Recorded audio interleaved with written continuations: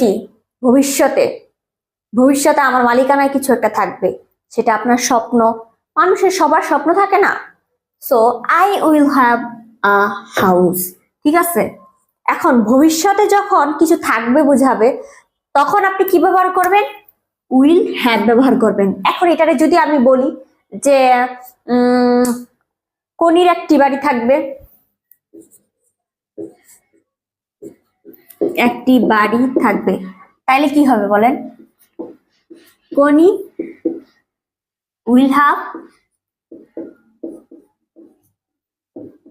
A house. ঠিক আছে, আশা করি এটা বুঝতে পেরেছেন।